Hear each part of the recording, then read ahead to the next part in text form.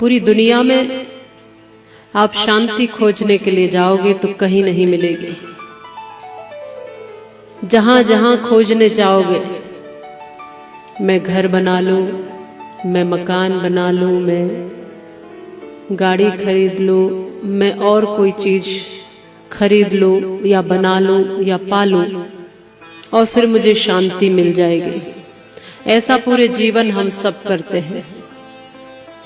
व्यक्ति घर बनाता है कि मैं सुखी हो जाऊंगा, लेकिन नहीं हो पाता। व्यक्ति फिर गृहस्थ में आता है, मैं सुखी हो जाऊंगा, नहीं होता। व्यक्ति कई बार घर छोड़ देता है कि घर छोड़कर सुखी हो जाऊंगा, तो भी नहीं होता। व्यक्ति कोई पद चाहता है कि पद पाकर सुखी हो जाऊंगा, फिर भी नहीं होता। क्योंकि जहां खोज रहे हो वहां सुख है नहीं। ये मन की वृत्तियों को थोड़ा अच्छा लगता है, इंद्रियों को अच्छा लगता है, कुछ पल का सुख है, परमानेंट नहीं है। इसीलिए सब कुछ करते हुए, मैं ये नहीं कह रही कि घर नहीं बनाना, घर नहीं बसाना या पैसा मत कमाना, ये सब तो करना, पर इसके साथ साथ थोड़ी सी शांति चाहते हो तो भगवान की शरणागति जरूर लाना। भगवान की कथा में आकर जरूर बैठना, कुछ पल सत्संग के जरूर सुनना। मनुष्य केवल विचारों का पुतला है। शरीर का नाम मनुष्य नहीं है। शरीर तो पशुओं के पास भी है, पर पशु चिंतन नहीं कर सकते, विचार नहीं कर सकते, मनन नहीं कर सकते, सोच नहीं सकते। मनुष्य चिंतन कर सकता है। इसलिए मत्वा कर्माणि सीव्यतीति मनुष्य, जो मनन करना जानता है, चिंतन करना जानता है, विचारशील प्राणी को ही मनुष्य कहा है। शांति चाहते हैं तो सत्संग जरूरी है। शांति चाहते हैं तो संतों की सानिध्य जरूरी है। शांति चाहते हैं तो भगवान का भजन जरूरी है। नहीं तो धनहीन कहे धनवान सुखी, धनवान कहे सुख राजा को भारी। राजा कहे चक्रवर्ती सुखी, चक्रवर्ती कहे सुख इंद्र को भारी। इंद्र कहे चतुरानन सुखी, चतुरानन कहे सुख विष्णु को भारी। और तुलसीदास विचार कहे प्रभु भक्ति बिना सब लोक दुखरे। गरीब से पूछो तुम क्यों दुखी हो, कहता है धन के कारण, धन नहीं है इसलिए दुखी हो। फिर अमीर से पूछो तुम क्यों दुखी हो, वो कहता है ज्यादा आ गया है इसलिए दुखी। कम वाले भी दुखी हैं, ज्यादा वाले भी दुखी हैं, गृहस्थी भी दुखी है, सन्यासी भी दुखी है, सब दुखी है संसार में, कोई सुखी नहीं।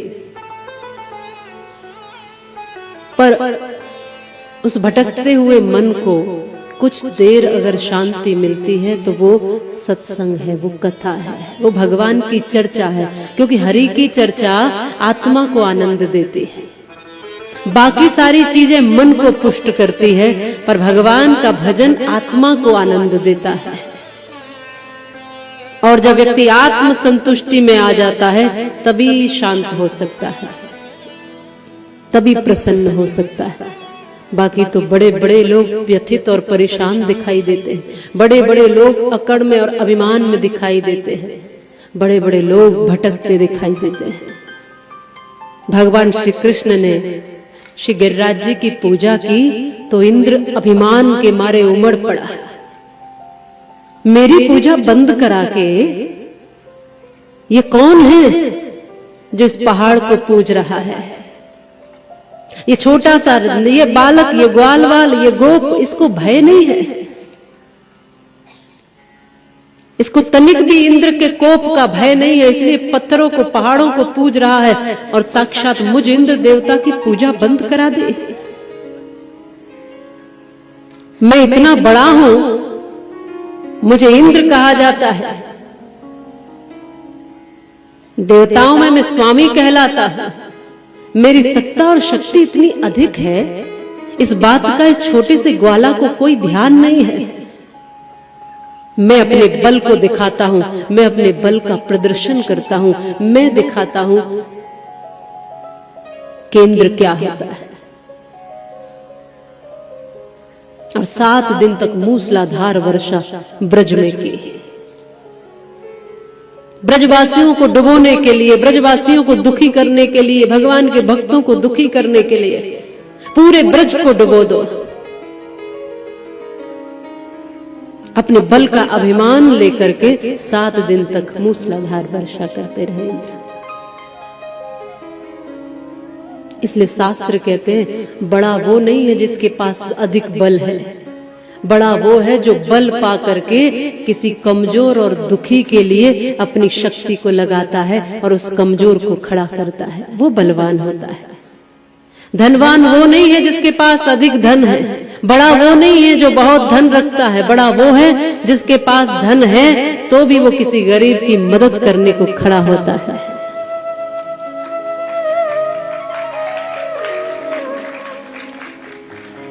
बहुत से लोग जब परिचय कराते हैं तो मुझे बताते हैं देवी जी ये बहुत बड़ा व्यक्ति है, बहुत बड़ा।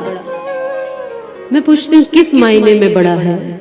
कहते हैं इसके पास बहुत धन है। तो धन है तो धनवान हो सकता है, बड़ा थोड़ी होगा। अगर किसी के पास ज्यादा धन है तो आप उसे धनवान कहेंगे, बड़ा नहीं कहेंगे। अगर किसी के पास ज्यादा बल है तो बलवान कहेंगे, बड़ा थोड़ी कहेंगे। अगर किसी के पास ज्यादा ज्ञान भी है तो ज्ञानी कहलाएगा, बड़ा नहीं कहलाएगा। अगर कोई बहुत उम्र का है तो उसको बूढ़ा कहेंगे, बड़ा नहीं कहेंगे। बड़ा किसे कहते हैं? बड़ा उसे कहते हैं कि जो धन बल शक्ति सत्ता पाकर भी जो सहज होकर जीना जानता है, जो दूसरों के काम आना जानता है, उसे बड़ा कहते हैं। जो किसी के काम ही नहीं आया फिर उस धन का फायदा क्या? हाँ, अगर आप वास्तव में बड़े हो तो कितने लोगों को आपने गले से लगाया, कितने गरीब सुदामाओं को आपने आंसू पोंछ करके सहारा दिया, कितने को आपने गिरते हुओं को उठाया, कितनों को भोजन दिया, कितनों की सहायता की, कितनों की मदद की। बोलो, अगर बड़े हो तो केवल हम कहते रहे कि हम बड़े हैं, हम बड़े हैं। बड़े हैं तो दुनिया कहती है कि ये व्यक्ति बड़ा है। बड़ो बड़ाई ना करे, बड़ो न बोले बोल, रहे मन हीरा कब कहे लाख टका या कुम। अगर कोई अपने मुंह से अपनी बड़ाई करता दिखे तो समझना इसमें भीतर कुछ है नहीं। आप में कुछ है तो दूसरे लोग कहेंगे कि भाई व्यक्ति बहुत बढ़िया है। दुनिया कहेगी। हीरा कब कहता है कि मैं हीरा हूं? लोग कहते हैं कि ये हीरा है। आप बनिए तो सही हीरा के जैसे। जो बड़ा होगा वो विनम्र होगा, जो बड़ा होगा वो उतना ही सहज होगा। आपने पहाड़ पर चढ़ते हुए किसी व्यक्ति को देखा होगा, या आप स्वयं भी कभी पहाड़ पर चढ़े होंगे, या पहाड़ न चढ़े होंगे तो सीढ़ियां तो चढ़े होंगे। जब आप ऊंचाई पर चढ़ते हैं तो आप ये अनुभव करते हैं कि थोड़ा सा अपने आप झुक जाते हैं, आगे की तरफ झुक करके ही चढ़ा जाता है। और जब आप उतरते हैं तो अपने आप थोड़ा सा अकड़ जाते हैं, पीछे हो जाते हैं। जब किसी व्यक्ति को आप झुकता हुआ देखो तो समझना ये ऊंचाई की तरफ जा रहा है, और जब किसी व्यक्ति को आप अकड़ता हुआ देखो तो समझना ये पतन की ओर जा रहा है, ये नीचे की ओर जा रहा है। ये पहचान है। बड़े होने की पहचान क्या है? बड़ा विनम्र होगा। जिसके पास बहुत अधिक धन बल बुद्धि विवेक होता है ना, वो उतने ही सहज लोग होते हैं।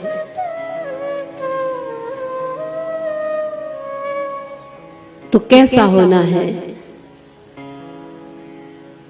इंद्र होकर अभिमानी कैसे हुआ जा सकता है? इसका मतलब अभी पूरी तरह से परमात्मा की कृपा मिली नहीं। अगर वास्तव में आप बड़े हो तो अपने बड़प्पन को उस बात में लगाया करो कि कोई कमजोर है तो मेरी वजह से कोई दुखी न हो, मेरी वजह से वो कमजोर भी मजबूत हो जाए। यहां इंद्र ने अपना सारा बल लगाया है ब्रजवासियों को डुबोने के लिए। 7 दिन मूसलाधार बरसा करो। कभी नहीं सुना आपने कि भगवान श्री राम श्री कृष्ण ने, महापुरुषों ने किसी गरीब का दिल दुखाया। कभी नहीं सुना होगा कि किसी कमजोर पर भगवान ने अपनी शक्ति का प्रदर्शन किया। भगवान ने तो हमेशा कमजोरों को सहारा दिया है। अगर हम भी भगवान के भक्त हैं तो हम अपने आसपास देखें कि कौन गरीब है, कौन कमजोर है, कौन असहाय है, हम उसके काम आ जाएं। यही भक्ति है आपकी। भजन केवल ये नहीं है कि माला लेके बैठ गए सुबह से शाम तक और हम परम भक्त हैं भगवान के। माला अपना काम करेगी, लेकिन उसके साथ साथ आप अपना भी काम करिए। इंद्र को लगा कि मेरे ही चलाए सारी दुनिया चलती है, मेरे आदेश पर सब कुछ होता है। भगवान ने गिरिराज जी को उठा लिया और इंद्र के अहंकार को चूर किया।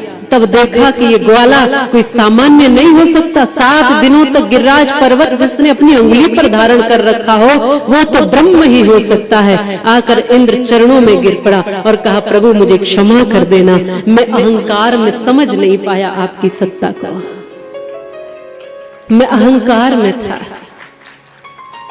इंद्र आदि सब देवताओं को देने वाली शक्ति भी परमात्मा ही है। परमात्मा ने सब देवों को अपनी शक्ति दी हुई है, हमको भी देने वाला परमात्मा ही है। हमारी रक्षा करने वाला, हमको बुद्धि और विवेक देने वाला, हमको जीवन देने वाला, हमको सर्वस्व देने वाला कौन है बोलो? परमात्मा है। हम लेने वाले हैं और वो देने वाला है। जो मिला है वो हमेशा पास रह सकता नहीं और कब बिछुड़ जाए ये कोई राज कह सकता नहीं। जिंदगानी का दिया मधुवन किसी का है दिया, और मैं नहीं मेरा नहीं ये तन किसी का है दिया। देने वाले ने दिया, वो भी दिया किस शान से, और लेने वाला मेरा है ये कह उठा अभिमान से। मेरा मेरा कहने वाला मन किसी का है दिया, मैं नहीं मेरा नहीं ये तन किसी का है दिया। जीवन किसी का है दिया, ये धन किसी का है दिया। वास्तविक सत्य यही है कि जब हम आए थे तो ऐसे ही थे, खाली खाली से। कौन था जो प्रॉपर्टियां लेके आया था बोलो? कोई था कि जो कुछ भी लेके आया हो, एक चीज भी अपने साथ? रोता हुआ आया था। भगवान ने सब कुछ दिया, इसलिए हम लेने वाले हैं, देने वाला परमात्मा है। तो कभी जब आपको अपने में से कुछ बांटना पड़े, देना पड़े, तो फिर अहंकारी मत बन जाया करो, अभिमान मत पाला करो कि मैं बहुत बड़ा दानी हूं। अरे हमको पहले दिया है किसी ने, उसका दिया हुआ हम दे रहे हैं, उसका दिया हुआ खा रहे हैं, उसका दिया हुआ ही है जिससे हमारा घर परिवार चल रहा है। तो जब भी कुछ भगवान तुम्हें दे, कोई भी पद प्रतिष्ठा मान सम्मान जो भी दे, भगवान का सबसे पहले धन्यवाद करना। ब्रजवासियों ने कहा, जितने भी बादल बरस रहे हैं हमें चिंता नहीं है कन्हैया, हमें तुम पे भरोसा है, तुम हमारे प्राणों के रक्षक हो, हमारी रक्षा करोगे। भगवान ने सबकी रक्षा की, भगवान सबके पालनहार है। बस भरोसा करना सीखिए। निर्मल मन बना लो और अपने ठाकुर पे भरोसा कर लो। भरोसा करना सीखो। आज हम पूजा तो करते भगवान की, नाम भी जप करते हैं, मंदिर भी चले जाते हैं, पर भगवान पे भरोसा नहीं करते। बोलो करते हो? नहीं करते। मंदिर भी जाते हैं, खूब पूजा करते हैं, लिस्ट भी सामने रख देते हैं, ये दे दो वो दे दो। नहीं काम बना तो थोड़ी देर में कहते भगवान कहीं नहीं है। भरोसा नहीं करते। भरोसा करना सीख लीजिए। ब्रजवासियों ने भगवान पर सदैव भरोसा किया है। ये गोप ग्वाल सबने भगवान पर भरोसा किया है। एक व्यक्ति नाव में बैठा है अपनी पत्नी के साथ, नदी पार कर रहा है। बहुत से लोग और भी बैठे हुए हैं। नदी पार करने लगा, कुछ ऐसी स्थिति आई, आंधी तूफान आने लगा, गहरे भंवर में नाव फंस गई, विपरीत स्थिति आ गई। अब ऐसा लग रहा है कि नाव डूब ही जाएगी और पार आज हो नहीं पाएंगे। सब परेशान हैं, जितने भर भी नाव पर बैठे हैं सब परेशान हैं। सब ये सोच रहे हैं कैसे भागा जाए, कैसे यहाँ से जाया जाए, कैसे निकला जाए। सब चिंतित हैं, घबराए हुए हैं, डरे हुए हैं। पर एक व्यक्ति बड़ा शांत बैठा है, बहुत शांत बैठा है। उसकी पत्नी ने झुंझलाकर कहा कि तुम्हें जरा भी चिंता नहीं। सब अपना अपना बंदोबस्त करने लग रहे हैं। कोई जाने की तैयारी कर रहा है, कोई कूद रहा है, कोई कुछ और काम कर रहा है, कोई बुला रहा है किसी को। किसी न किसी तरह यहाँ से निकलने के लिए प्रयास कर रहे हैं सब लोग। और तुम हो कि बड़े आनंद में बैठे हो, तुम्हें जैसे कोई फर्क ही नहीं पड़ रहा। इतना बड़ा आंधी तूफान और इतना बड़ा भंवर, कैसे बचेंगे इससे? डर नहीं लगता तुम्हें? तुरंत उस व्यक्ति ने कटारी निकाली और अपनी पत्नी की गर्दन पर रख दी। और जैसे ही रखी तो पत्नी हंसकर मुस्कुरा के कहती है कि इस समय में भी तुम्हें मजाक सूझता है? क्या मजाक कर रहे हो? इसे हटाओ और निकलने की तैयारी करो। पति ने कहा कि तुम्हें डर नहीं लगता? तुम्हारी गर्दन पर कटारी रखी है, किसी भी समय तुम्हारी गर्दन कट सकती है, तुम्हें डर नहीं लगता? उसने कहा कि डर नहीं लगता। क्यों? क्योंकि तुम मेरे पति हो, तुम मेरे स्वामी हो, मुझे तुमसे डर नहीं लगता। तुम मेरा गला नहीं काट सकते, मुझे मार नहीं सकते। उसने कहा जब मैं तेरा पति हूँ, तुझे मुझ पर इतना भरोसा है, तो वो तो जगत का पति है, मुझे उस पर भरोसा है। तेरी गर्दन पर कटारी रखी है, फिर भी तू डरती नहीं है, क्योंकि तुझे मुझ पर भरोसा है कि मेरे पति हो, मारोगे नहीं। तो मुझे उस पर भरोसा है, वो हम सब का पति है, हम सब का नाथ है। वो हमें कैसे डूबने देगा, वो कैसे मरने देगा। ये बात सच है। जब भगवान पर भरोसा होता है तो हमारी नैया पार हो जाती है। इस कथा से और कुछ सीखो न सीखो, एक बात सीख लेना, भगवान पर भरोसा हमेशा बनाकर रखना। जिस भी हाल में, परिस्थिति में, बुरी से बुरी स्थिति में भी अपने भगवान से भरोसा मत उठाना। इसलिए हम सब कहा करते हैं, सही मायने में जीवित नहीं है, मरे हुए हैं। जो जागा नहीं है वो मरा हुआ ही है। जिसने जीवन के बारे में, परमात्मा के बारे में जाना नहीं है वो मरा हुआ ही है। जिसको बोध और ज्ञान नहीं है वो मरा हुआ ही है।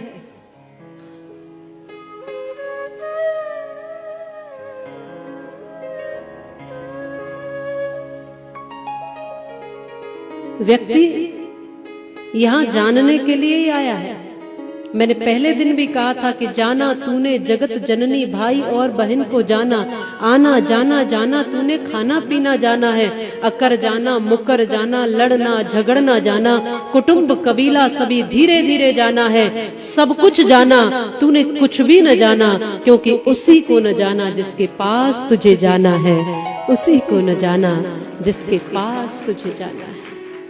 जो अपना खास रिश्तेदार है उसी से रिश्ता नहीं बनाया, बाकी पूरी दुनिया में रिश्तेदार खोज लिए हमने। जिससे अपना एक खास रिश्ता है, जन्म से पहले भी था, पूरे जीवन भी रहेगा, और मृत्यु के बाद भी जिससे हमेशा रिश्ता है, हमेशा था और हमेशा वो रहने वाला है, ऐसे भगवान से हमने कोई रिश्ता ही नहीं जोड़ा। उसका दर्शन इस जीवन में किया ही नहीं, उससे प्रेम ही नहीं किया। तो हम क्या मरे हुए ही तो हैं, फिर कहाँ जीवित है? दुनिया वालों के लिए जिंदा हैं, बोल रहे, खा रहे, चल रहे, सांस ले रहे, लेकिन वास्तविक आध्यात्मिक दृष्टि से ऐसा व्यक्ति मृतक ही है जिसने आध्यात्म को नहीं जाना। क्यों?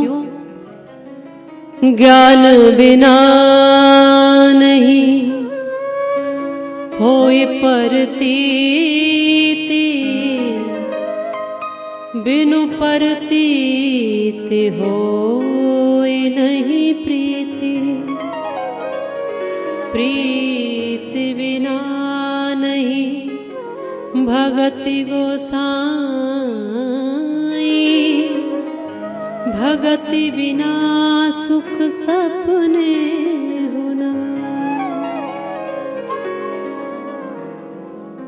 इसलिए जीवन का परम लक्ष्य है जानना, ज्ञान, क्योंकि जब इस धरती पर आते हैं तब बिना ज्ञान के आते हैं, अबोध आते हैं। इसलिए कहते हैं कि जब भी मनु भगवान ने कहा है कि जन्म लेने के उपरांत माने जन्म लेते समय हर एक व्यक्ति शूद्र ही होता है। हमारी चार जो अलग अलग वर्ण व्यवस्थाएं हैं ना, ब्राह्मण, क्षत्रिय, वैश्य और शूद्र, भगवान मनु कहते हैं कि जन्म के पहले या माने जन्म के समय पे प्रत्येक व्यक्ति शूद्र ही है। धीरे धीरे अपने ज्ञान अनुसार, कर्म अनुसार व्यक्ति अपनी जाति चुनता है। कर्म के अनुसार जातियां हैं हमारे यहाँ।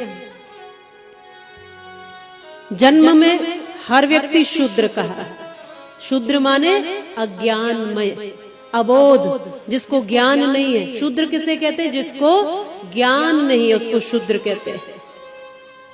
तो जन्म के समय तो कोई ज्ञानी नहीं है। कौन वेद मंत्र पढ़ते हुए पैदा हुआ था? बोलो, कौन श्लोक आते ही पैदा होते ही पढ़ने लगा था? कुछ नहीं जानते थे, भाषा भी नहीं आती थी, बोलना भी नहीं आता था, समझना भी नहीं आता था, चलना भी नहीं आता था, खाना भी नहीं, खाने पीने सोने जगने तक का ज्ञान नहीं था। ब्रह्म ज्ञान की तो बात छोड़ दीजिए। लेकिन व्यक्ति यहाँ से लेकर वहाँ ब्रह्म ज्ञान तक की यात्रा करता है। इसीलिए इस जीवन को बाबा तुलसीदास जी ने कहा कि बड़े भाग्य मानुष तन पावा, सुर दुर्लभ सदग्रंथ है गावा। इसीलिए बड़े भाग्य हैं मनुष्य के, क्योंकि पशु नहीं कर सकता। ये पशु ही पैदा होता है और पशु ही मरता है, लेकिन इंसान अबोध पैदा होता है। लेकिन ऋषि, मुनि, महर्षि, ज्ञानी, तत्ववेत्ता, ब्रह्म ऋषि और देवता तक बनने की क्षमता रखता है।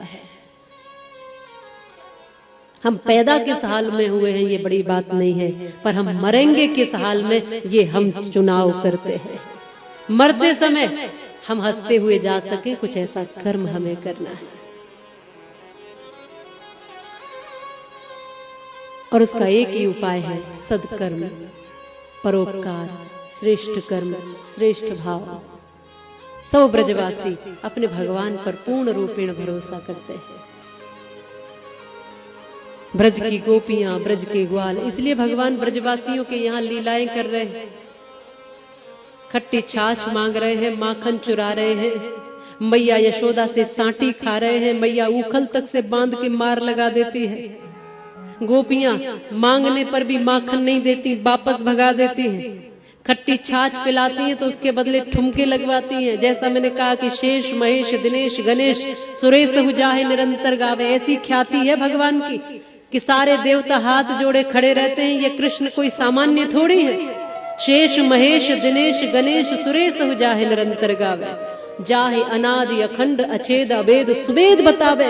और नारद से सुख व्यास रटे, पचिहारे तऊ पुनि पार न पावे। और ताहे अहिर की छोहरिया, छछिया वर छाछ पे नाच नचावे। ये क्या है?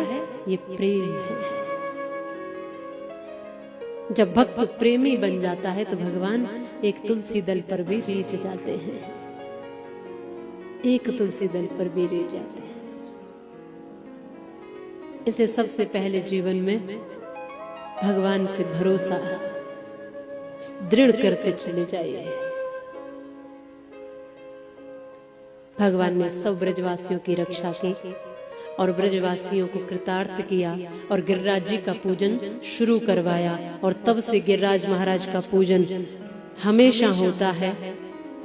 आपके यहाँ भी गिरिराज महाराज का पूजन करते हैं क्या? दिवाली के बाद हमारे यहाँ गिरिराज जी का पूजन होता है। तो लगभग हर जगह गिरिराज जी को मानते हैं। आप भी जब ब्रज आते हैं, वृंदावन आते हैं, तो गिरिराज महाराज के हमेशा दर्शन करें, क्योंकि साक्षात प्रकट देवता यदि भगवान के समय के कोई हैं तो वो गिरिराज महाराज हैं। भगवान जब थे तब भी गिरिराज महाराज थे, और अब भी द्वापर में भी गिरिराज जी थे, कलयुग में भी गिरिराज जी साक्षात दर्शन दे रहे हैं। उस समय भगवान ने एक रूप अपना गिरिराज जी में स्थापित किया था। तो आज भी हम गिरिराज जी को पहाड़ पत्थर मान के नहीं पूजते, साक्षात भगवान कृष्ण का स्वरूप मानकर पूजते हैं। और 7 कोस की उनकी परिक्रमा लगाकर जो भी भक्त जो मनोकामना रखता है, गिरिराज जी उनकी मनोकामना पूर्ण करके उनको सब ओर से सुखी करते हैं। ऐसा हम सब ब्रजवासियों का, सब बांके बिहारी के भक्तों का भाव है और ये हम बचपन से ही महसूस करते आए। और हम सौभाग्यशाली हैं कि गिरिराज जी ने अपनी तलहटी में हमें शरण दी है, ब्रज में हमें जन्म दिया है। इसके लिए हम भगवान को बारंबार प्रणाम करते हैं। धन्य है ये वसुधा। तमाम विद्वानों ने, साधु संतों ने गाया, ये ब्रज भूमि बड़ी बड़भागन, स्वर्ग हुते अनमोल लखे। ब्रज भूमि ऐसी है कि रसखान तो ये कहते हैं कि मुझे जब भी जन्म मिले इस ब्रज भूमि में ही जन्म देना। और मैं ये नहीं कहता प्रभु कि मुझे इंसान बनाकर ही भेजना, मुझे कुछ भी बनाना। मानुष हो तो वही रसखान, बसो ब्रज गोकुल गांव के ग्वारन। जो पशु हो तो कहाँ बस मेरो, चरो नित नंद की धेनु मजारन। और पाहन हो तो वही गिर को, जो धार्यो छत्र पुरंदर धारण। और जो खग हो तो बसेरो करो, मिली कालिंदी कूल कदम्ब खिडारा। रसखान जी कहते हैं कि प्रभु मुझे अगर जन्म दो, मेरे पुण्य कर्म बढ़ जाए तो मुझे इंसान अगर बनाओ तो ब्रज भूमि में जन्म देना, जहां भगवान श्री कृष्ण ने जन्म लिया है, जहां भगवान कृष्ण ने लीलाएं की है, जहां भगवान के जिस धरती पर कदम पड़े हैं उस धरती पर मुझे जन्म देना। और मेरे पुण्य कर्म इतने न हो कि मैं इंसान बन पाऊं तो कोई जीव जंतु बना देना, पशु पक्षी बना देना, गाय का बछड़ा बना देना, लता पता बना देना, कोई पेड़ बना देना, चाहे बालू का धूल का एक कण बना देना, पर मुझे ब्रज में ही जीवन देना।